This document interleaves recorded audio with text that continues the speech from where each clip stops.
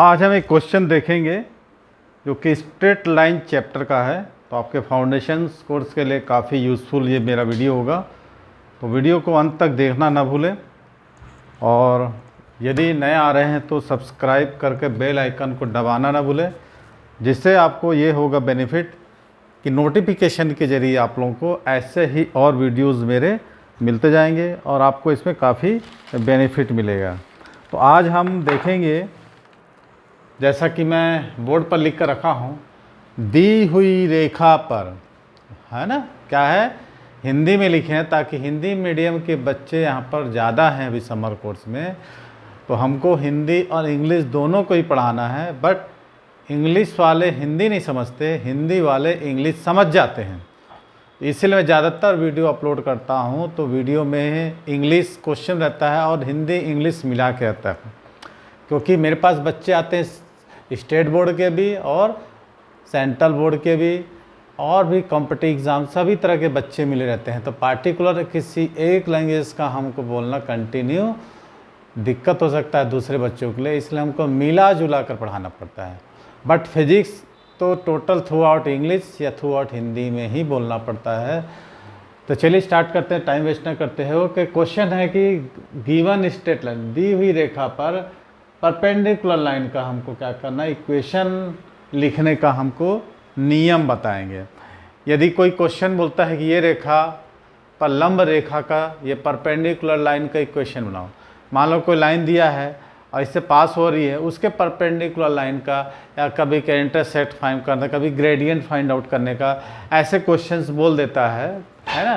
कोई भी competitive exam में, जैसे एनडीए आप देते हैं, शॉर्ट सर्विस कमीशन, है ना, मैट्रिक लेवल का नहीं लेकिन ग्रेजुएट लेवल का आप ये देंगे तो उसमें ये क्वेश्चंस आपको देखने को मिलेगा। कभी कभी जो रेलवे का गार्ड और असिस्टेंट ड्राइवर का तो नहीं आता, उसमें 10th लेवल का और डिप्लोमा या फिर डिग्री ऐसा मांगता है, डिग्री नहीं डिप्लोमा मांगता है या ITI मांगता है। तो ये सब क्वेश्चंस आप लोगों के लिए काफ़ी यूज़फुल होगा, ठीक है। तो मान लो,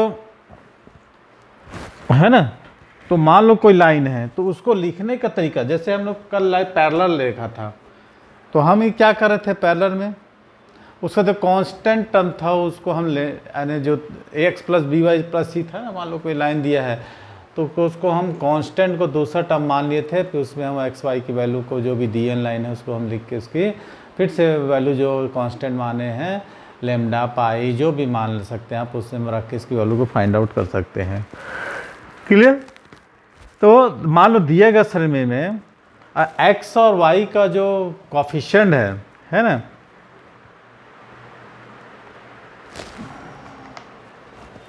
जैसे मान लो कोई इक्वेशन दिया है तो x और y का जो भी कॉफिशिएंट देगा, जैसे कि दिया है, मान लो हम लिखते हैं 2x + 5y + 8 = 0।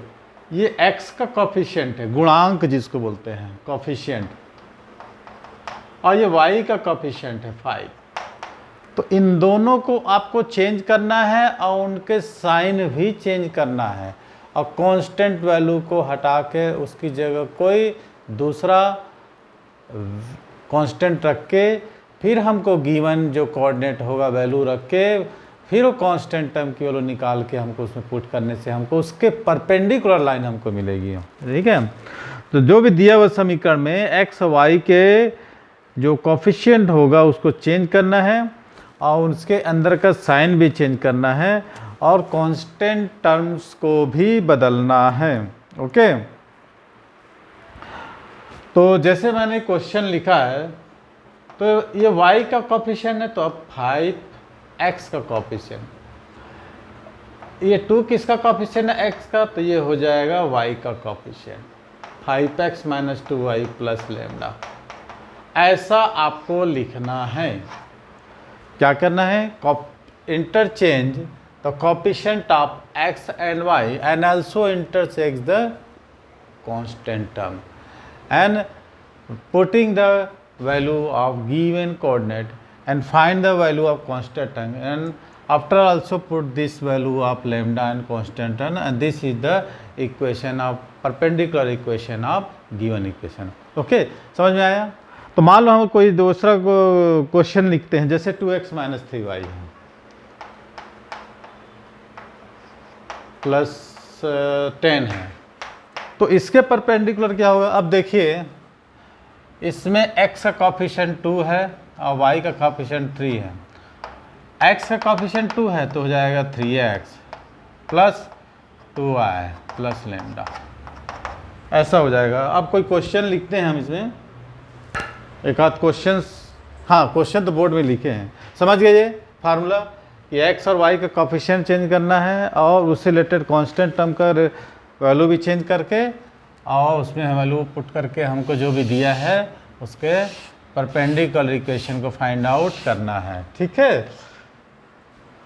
तो अभी आप लोगों की टोटल छुट्टी है, मैं कल ही बता रहा था, अभी भी एडमिशन लोग ले रहे हैं, तो देखते हैं जहाँ तक हमारा कोर्स कंप्लीट हो जाता है।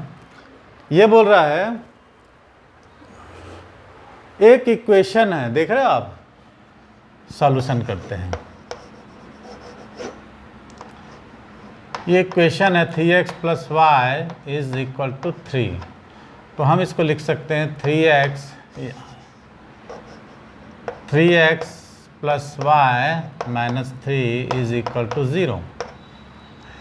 अब पासिंग थ्रू किससे बोल रहा है, 2 3 होगा एंड परपेंडिकुलर टू इस लाइन, माने एक लाइन है जो कि 2 2 से पास हो रहा है, इससे 2 2 से होकर गुजर रहा है और इसके परपेंडिकुलर है, तो उसका हमको इंटरसेप्ट फाइंड करना पड़ेगा। तो सबसे पहले हम देखते हैं y is equal to M x plus C. मैं पहले ही बोल रहा हूँ और बार बार बोल रहा हूँ कि आप लोग मेरी पिछलो वीडियो में जाके पूरा डिटेल्स आप लोगों को फार्मूला जो है देख सकते हैं उसको, और अभी क्लास भी चल रही है तो बार बार तो अपलोड नहीं करेंगे वीडियो को। अब देखिए ये इक्वेशन ऑफ स्ट्रेट लाइन का है, अगर मान लो ओरिजिन से पास होती, कोई इंटरसेप्ट नहीं काट रही है, तो ओनली एम एक्स होगा। अब what is m, m is equal to क्या हो जाएगा, वाई बाय एक्स, है ना, gradient, and c is what, c is the intercept, है ना, intercept cut from y axis and x axis, कि एक्स एक्स से वाई एक्स से जो इंटरसेप्ट काट रहा है उसकी वैल्यू है, तो वही इंटरसेप्ट हमको निकालना है इसमें, and find intercept on y axis, ठीक है। तो चलिए देखते हैं सबसे पहले इसके परपेंडिकुलर। तो मैं भी आप लोगों को बताया था x का कॉफिशिएंट 3 है और y का कॉफिशिएंट 1 है।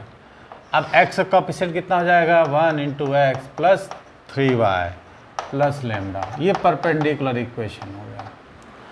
अब पासिंग किससे बता रहा है, 2 2 से होकर गुजरती है ना, तो 2 2 का साइन भी चेंज कर दिए, सॉरी साइन माइनस हो जाएगा ना, ये प्लस था इनके बीच में, इनकी साइन भी चेंज करना है। देखो gradient m1 m2 equal to -1 या m1 equal to -1 by m2, ये है इक्वेशन, परपेंडिकुलर होने के लिए कंडीशन था ना। तो क्वेश्चन हमारे पास यही था, यहीं पर कहीं से है ना।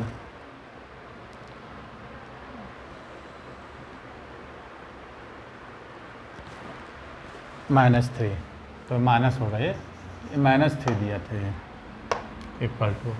अब पासिंग 3 किससे बोल रहा है, 2 and 2, तो 1 इंटू 2 -3 इंटू 2 और कितना होगा, इक्वल टू लेमडा कर देते हैं क्योंकि ये इधर था, ऐसे था क्वेश्चन में आपका। तो कितना हो जाएगा, 2 - 6 is equal to lambda, lambda equal to -4। अब हम यहाँ 4 पुट कर देते हैं, x minus 3y is equal to -4। अब इसको ऐसा लिख सकते हैं x plus 4 is equal to 3y।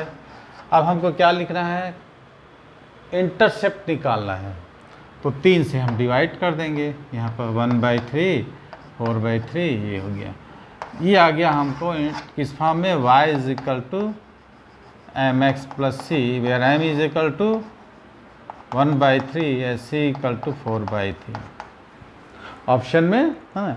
तो ये हमारा एक छोटा सा शॉर्ट क्वेश्चन था, इसमें सारी चीज़ें आ गई है कि कोई लाइन पासिंग हो रही है और परपेंडिकुलर है अगली लाइन के, तो उससे हमको वाई एक्स से जो काटा गया इंटरसेप्ट है अंतःखंड उसको निकालना था। तो सबसे पहले हम क्या किए, इसके परपेंडिकुलर लाइन की इसके एक्स वाई को हम क्या किए, कोफिशिएंट को चेंज किए, साइन भी चेंज कर दिए और उसका जो कांस्टेंट हम उसको भी चेंज करने के बाद जो पासिंग थ्रू दिया था 2 उसको भी पुट किए। पुट करने के बाद हम कांस्टेंट टर्म लैम्डा की वैल्यू निकाली और फिर से इसमें पुट कर दिए जो उसके परपेंडिकुलर था। उसके बाद हम इक्वेशन ऑफ स्ट्रेट लाइन के फॉर्म में लाए y equal to M x plus c, where c is the intercept cut on the y axis. तो c इक्वल टू कितना आएगा 4/3। तो ये हमारे आप लोगों के लिए एक छोटा सा वीडियो था। तो मिलते हैं ऐसी और अट्रैक्टिव वीडियो के साथ। तो ऐसे ही और अट्रैक्टिव वीडियो देखने के लिए आप मेरे साथ बने रहेंगे तो आप लोगों को फ़ायदा मिलेगा और हमको भी मोटिवेट होगा। तो वीडियो अच्छा लगा तो लाइक करना, शेयर कर देते हैं, क्या बात है। Thanks for watching.